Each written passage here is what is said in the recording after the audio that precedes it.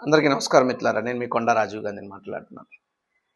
మనం ఎవరైనా తిరుమల తిరుపతి వెంకటేశ్వర స్వామి ఆ కలియుగ దైవాన్ని దర్శించుకున్నామని మరొకరితో చెబితే వెంటనే వారు అడిగేటటువంటిది తిరుపతి లడ్డూ తెచ్చావా, ప్రసాదం ఇస్తావా అని.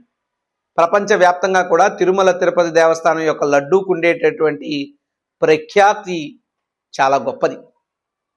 ప్రసాదం అంటే తినే పదార్థం మాత్రమే కాదు, ప్రసాదం అంటే భక్తి శ్రద్ధలకు ప్రతీక. ప్రసాదం అంటే భక్తుల మనోభావాలకు ప్రతీక. ప్రసాదం అంటే దేవుడిచ్చేటటువంటి ఆశీర్వాదానికి ప్రతీకగా భావిస్తాం హైందవ ధర్మంలో. అటువంటి తిరుమల తిరుపతి దేవస్థానం లడ్డూలో జంతు కొవ్వు కలిసిందని, పంది కొవ్వు కలిసిందని, అలా కలిసినటువంటి లడ్లు సుమారు 1,00,000 లడ్లు అయోధ్యకి పంపబడ్డాయని లేనిపోని దుష్ప్రచారాలు చేసి భక్తుల మనోభావాలు దెబ్బతీసి తమ వికృత రాజకీయాలకు తిరుమల తిరుపతి దేవస్థానం కూడా అతీతం కాదనుకుంటూ వాడుకున్నటువంటి కూటమి ప్రభుత్వానికి దేవుడు ఉన్నాడు అని చెప్పి మరోసారి నిరూపించాడు. చంపపెట్టు ఆ భగవంతుడు, ఆ కలియుగ దైవం శ్రీ వెంకటేశ్వర స్వామే సిబిఐ సిట్ రూపంలో ఈ కూటమి ప్రభుత్వానికి, ఈ చంద్రబాబు నాయుడు గారికి, ఈ పవన్ కళ్యాణ్ గారికి చంపపెట్టు లాంటి రిపోర్టును పంపించాడు. అదేమిటి అంటే తిరుమల తిరుపతి దేవస్థానంలో ఉండేటువంటి లడ్డు ప్రసాదంలో ఎటువంటి జంతు కొవ్వు కలవలేదు, ఎటువంటి పంది కొవ్వు కలవలేదు అని సుస్పష్టంగా నేషనల్ డైరీ డెవలప్మెంట్ బోర్డు మాత్రమే కాదు, నేషనల్ డైరీ రీసెర్చ్ ఇన్స్టిట్యూట్ వారు కూడా ఇద్దరూ కూడా శాంపిల్స్ని టెస్ట్ చేసి సిబిఐ సిట్కి రిపోర్ట్ ఇవ్వడం జరిగింది. నేను ఇప్పుడు అడుగుతున్న ఈ యొక్క కూటమి ప్రభుత్వాన్ని, మరిన్ని రోజులు మీ ఊకదంపుడు ఉపన్యాసాలకి మీరేం సమాధానం చెప్తారు? మెట్లు కడుగుతూ ఒకవైపు, ప్రాయశ్చిత్త దీక్షలు అంటూ మరోవైపు, భజనలు చేసుకుంటూ రైల్లో ఇంకోవైపు, దొరికిందే సందన్నట్టు జగన్మోహన్ రెడ్డి గారి మీద బుర్ర జల్లే కార్యక్రమం, విషం చిమ్మే కార్యక్రమం చేశారే.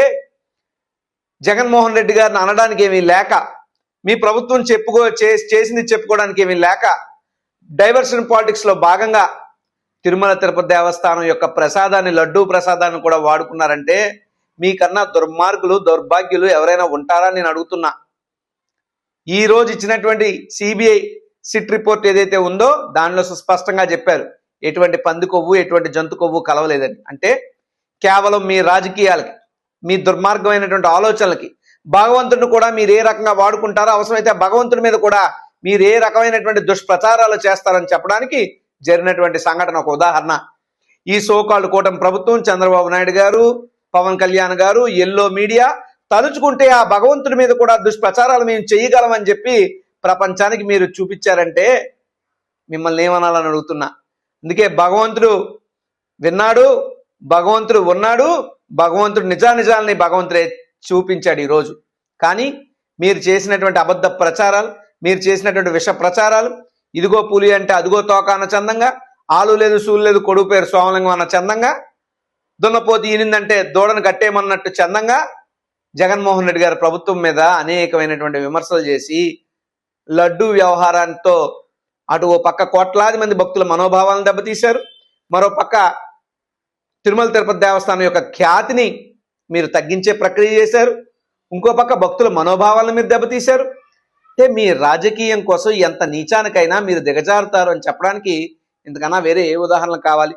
రాష్ట్ర వ్యాప్తంగా కూడా మీరు చేస్తున్నటువంటి దుష్ప్రచారాలు ఏ స్థాయిలో ఉన్నాయో చెప్పడానికి తిరుమల తిరుపతి దేవస్థానం లడ్డూ మీద మీరు చెప్పినటువంటి జంతు కొవ్వు, పంది కొవ్వు విష ప్రచారం ఒక ఉదాహరణ. ఈ ఒక్క అంశమే కాదు, ప్రతి అంశంలో కూడా మీరు ఈ రకమైనటువంటి దుష్ప్రచారాలే చేస్తున్నారు. అయితే సమయం వచ్చినప్పుడు ఖచ్చితంగా నిజానిజాలు బయటకు వస్తాయి. నిజాం నిప్పుకి చెదపట్టడం అనేటువంటిది ఎంత అబద్ధమో జగన్మోహన్ రెడ్డి గారు తిరుమల తిరుపతి దేవస్థానం లడ్డూలో తప్పు చేశారు, పొరపాటు చేశారు అన్నది కూడా అంతే అబద్ధం. ఇది కేవలం మీ విష ప్రచారమే అని చెప్పి సిబిఐ సిట్ ద్వారా రిపోర్టు ద్వారా మరోసారి తేటతెల్లమైంది.